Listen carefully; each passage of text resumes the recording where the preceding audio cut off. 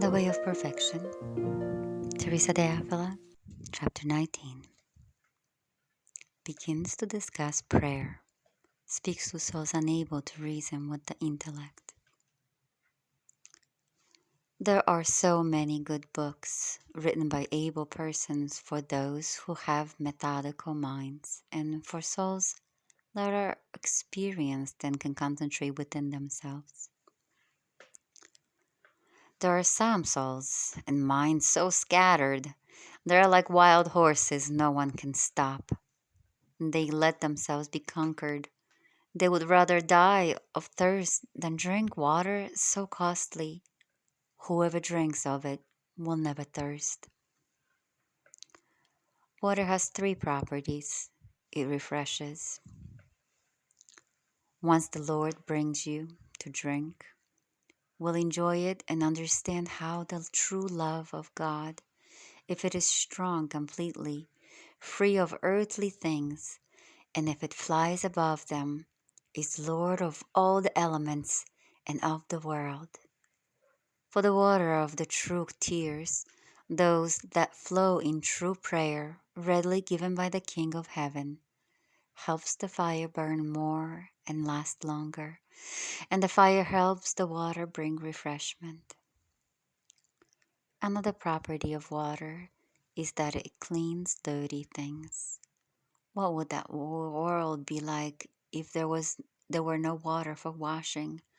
Once this water has been drunk, I'm certain that it leaves the soul bright and cleansed of all faults. We find ourselves thinking about things we like in the world. By means of this living water, the Lord Himself takes up these cares, for He doesn't want to entrust them to us. The other property of water is that it satisfies to full and takes away thirst. While she's drowning from not being able to endure the world, she's revived in God. If they were to remove the desire by the thought that if they live, they will serve God more and enlighten some souls that would have been lost.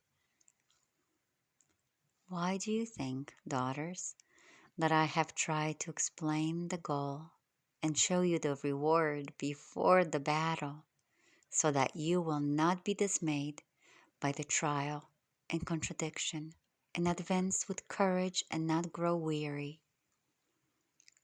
Behold, the Lord invites all, since His truth itself, there's no reason to doubt.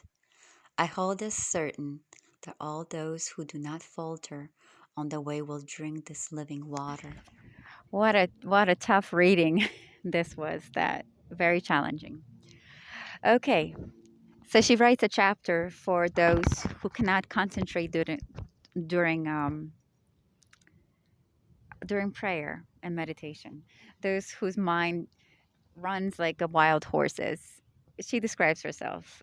In life, she actually said that it was her. She couldn't concentrate no matter what. So what did she say? So what is she saying in this chapter?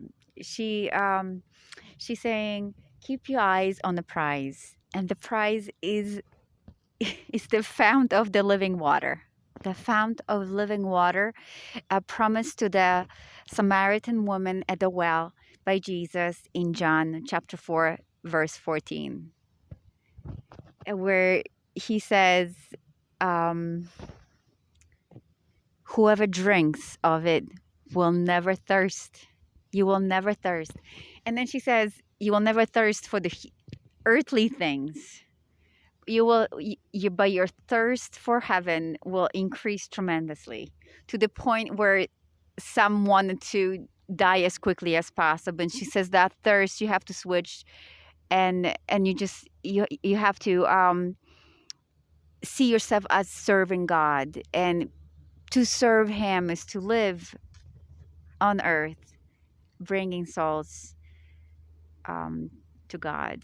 He says, and she explains, there's going to be times where you overcome one enemy, and you lose courage and strength, then you overcome the second enemy, which could be at some kind of attachments you have, something very difficult, something that you do not want to give up, or maybe it's the career you always wanted, and God's like, no, I got a better plan for you. Um, Maybe you become so disappointed with what's happening in your life, that you lose hope and strength. And she says, keep your eyes on the prize. And Saint Teresa de Lisieux as well. She had trouble concentrating sometimes. She will use the dryness and annoyance, her weakness, sleepiness. She would ask the Blessed Mother and the angels to perform concerts for Jesus, and she would just keep in the presence of the Lord, without being able to concentrate, or say the prayers or read the prayers, and she would just remain in His presence. And she knew, she says, your parents love you when you're sleeping or you're playing. And she's like, God loves me. And she had this faith and trust that God was with her.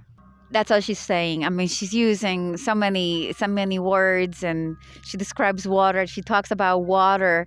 She has the water has three properties. She's talking about the living water, the contemplation, and she uses the analogy of water. She used the analogy of the water before, um, but she says it refreshes, it cleanses, and satisfies. This is our prize, the fount of living water.